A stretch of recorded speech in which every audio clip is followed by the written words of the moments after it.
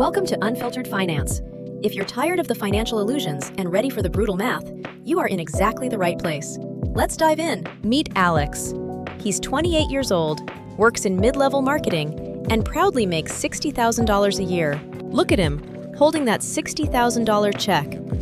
If this were 2005, Alex would be the poster child for the thriving middle class. Back then, he could buy a house, take a nice vacation, and comfortably save for retirement without sweating. Today, in 2024, Alex is functionally and mathematically broke, living paycheck to paycheck like the vast majority of Americans. And the worst part is, he doesn't even know why. The golden rule of personal finance, the sacred 50-30-20 budget, is completely mathematically dead. Financial gurus on social media love to shame you for your spending habits. They tell you that you're poor because you buy a $5 Starbucks latte every morning, or because you eat avocado toast. That is mathematical garbage. Let's do the actual math.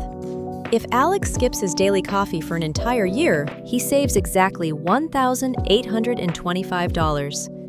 It sounds like a solid win until you look at the macro picture. Meanwhile, the median rent for his one-bedroom apartment just went up by $2,400 this year alone. It doesn't matter how many lattes you skip when structural inflation is quietly cannibalizing your baseline survival costs. You simply cannot budget your way out of a macroeconomic crisis using rules that were invented 2 decades ago. Welcome to the anatomy of a modern paycheck. Today, we are putting Alex's $60,000 salary on the operating table to see exactly where the blood is leaking and why the system is designed to keep him running on a treadmill. It's time to kill the 50-30-20 rule and engineer a completely new survival framework. To understand why Alex's financial life is falling apart, we have to travel back to the year 2005. That year, Harvard bankruptcy expert and future Senator Elizabeth Warren published a book called All You're Worth, introducing the 50-30-20 budget framework. The premise was beautifully simple. 50% of your after-tax income goes to needs, 30% to wants, and 20% to savings. It made perfect sense back then. In 2005, the median U.S. rent was just $808 a month. The median home price was around $240,000. Dedicating 50% to your basic survival was actually realistic. It left plenty of room to breathe, buy a first-generation iPod, and comfortably save for the future. But here is the brutal reality of today. The macroeconomic ground has shifted violently beneath our feet. Since 2005, cumulative inflation has risen by over 55%. But real wages for the middle class, they have barely outpaced a snail. The 50-30-20 rule was designed for a stable economy, not for an era where the Federal Reserve printed trillions of dollars out of thin air, inflating the cost of every hard asset on the planet. When the money supply expands exponentially, your purchasing power collapses proportionally. It's a hidden tax. Your $60,000 salary today buys roughly what a $38,000 salary bought back when this rule was invented. So let's look at the damage. Let's open the 50% needs bucket and watch it explode. Let's look at Alex's actual bank account today. A $60,000 gross salary sounds decent, but let's do the math. After federal taxes, state taxes, and FICA, Alex takes home roughly $4,100 a month. Now, let's open the needs bucket, the 50% that is supposed to cover housing, food, utilities, and transportation. The median rent for a one-bedroom apartment in the U.S. right now is about $1,900. If Alex pays the median rent, housing alone just consumed 46% of his entire take-home pay. He has exactly $150 left to pay for groceries, car insurance, gas, and electricity. It is mathematically impossible. So, what happens? The needs bucket overflows. It violently cannibalizes the rest of the budget. To simply survive, Alex's absolute bare minimum expenses now consume 70 to 80% of his income. The 50-30-20 rule assumes you have a choice in what you spend on survival. In a world with 7% mortgage rates and artificial housing scarcity, driven by institutional investors buying up single-family homes, you don't. You are backed into a corner, forced to allocate your capital just to keep a roof over your head. This isn't a latte problem. This is a structural squeeze on the modern working class. But wait, the internet gurus say, just move to a cheaper area. Buy cheaper food. Enter the insidious, hidden concept known as stealth inflation. The official CPI, the Consumer Price Index, might tell you inflation is cooling down to 3%, but the CPI is a heavily manipulated basket of goods. It uses substitution. Let's look at non-discretionary items. Things Alex cannot choose to simply stop buying. Car insurance premiums skyrocketed by 20% in 2023 alone. Healthcare costs? Up. Groceries? Companies like Kraft Heinz and Procter & Gamble raised prices by double digits, padding their gross margins while citing supply chain issues.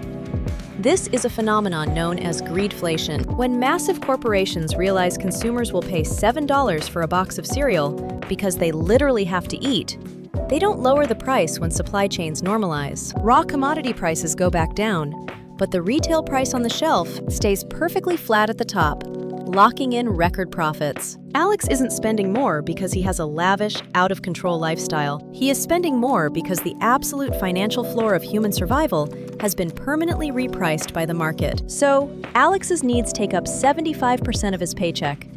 That leaves just 25% for wants and savings combined. This is where behavioral economics steps in to finish the job. The 30% wants category is a psychological trap in the algorithmic age. Meta, TikTok, and Amazon spend billions of dollars annually to hack Alex's dopamine receptors. They intentionally blur the line between a want and a need. You need a phone for your job, but do you need a $12,100 iPhone 15 Pro? You need to relax after a stressful day, but do you need 3 $15 a month streaming subscriptions? This is known as lifestyle creep. As soon as Alex gets a 5% raise, his algorithmically curated desires expand by 10%. It keeps you running on a treadmill that speeds up the faster you run. The old 50-30-20 rule gives you psychological permission to blow 30% of your money, but when your needs are already consuming 75% of your income, trying to maintain that 30% wants bucket forces you into a dangerous deficit. It forces you into the deadliest financial weapon ever invented by modern banking. To bridge the gap between his $4,100 income and his $4,500 lifestyle, Alex swipes a credit card. It feels like free money. It's seamless. But the average credit card APR in 2024 is a staggering 24.5%. Let me explain the brutal math of the minimum payment trap. If Alex has $5,000 in credit card debt and only makes the minimum payment of $150 a month, how long will it take to pay off? It will take him over 5 years, and he will pay an extra $3,500 just in pure interest. Banks deliberately design the minimum payment formula to keep you in a perpetual state of debt servitude. They do not want your principal. They want to harvest your interest yield for decades. Your FICO score isn't a measure of your personal financial health. It is a measure of how highly profitable you are to institutions like JP Chase. If you carry a balance, you don't have a budget. You have a 5-alarm financial emergency. Finally, we reach the sacred 20% savings bucket. Let's assume Alex is incredibly disciplined and manages to save 20%, or $820 a month in cash. He feels proud. He's doing exactly what the 2005 rule told him to do, but saving cash in a high-inflation fiat system guarantees your poverty. At a true inflation rate of 4%, the purchasing power of your cash halves every 18 years. Meanwhile, the goalposts for retirement are constantly moving. The old boomer advice to save $1 million to retire is a delusion today. If you are 30 years old right now, $1 million in the year 2054 will have the purchasing power of about $350,000 today. You cannot save your way to wealth. You must invest your way out of the rat race. If Alex puts that $820 a month under a mattress, he has $295,000 in 30 years. But if he puts it into an S&P 500 index fund, returning a historical 8% annually, he will have over $1.2 million. Compound interest is the only mathematical force strong enough to outpace the printing press of the central bank. As Einstein supposedly said, it is the 8th wonder of the world. The 50-30-20 rule is dead. It's a relic of a bygone era. So what is the actual survival framework for 2024? Enter zero-based budgeting and the concept of reverse budgeting. Instead of reacting to your expenses as they happen, you assign every single dollar a specific job before the month even begins. Income minus expenses must equal exactly zero. But the real twist is, Pay yourself first. Investing is no longer an afterthought or what's left over. It is your fixed cost number one. The exact moment Alex's $4,100 hits his checking account, 15 to 20% is immediately and automatically routed to his Vanguard ETF or 401k. If he only has $3,300 left after that transfer, that is his true income. He must force his entire life to fit inside that smaller box. This eliminates the psychological trap of seeing cash in your account and assuming you can afford that new jacket. You can't. The money is already deployed in the market, working as your financial soldiers. But how does Alex possibly survive on that remaining $3,300? By ruthlessly optimizing the big three: housing, transportation, and food. You cannot skip enough lattes to afford a luxury apartment. If housing is consuming over 40% of your take-home pay, you must hack it. That means getting roommates, house hacking, or renting a significantly smaller space, or moving to a B-tier city through remote work, a strategy known as geo-arbitrage. Next, transportation. The average new car payment in the US is now over $700 a month. That is financial suicide. Alex needs to buy a 5-year-old reliable used car in cash, or heavily utilize public transit. Finally, food. Stop funding the massive profit margins of DoorDash and Uber Eats. You are paying a massive premium for convenience. A $25 delivered meal costs $5 to meal prep at home. By slashing the big three, Alex frees up massive amounts of capital. He doesn't need to track every penny spent on chewing gum.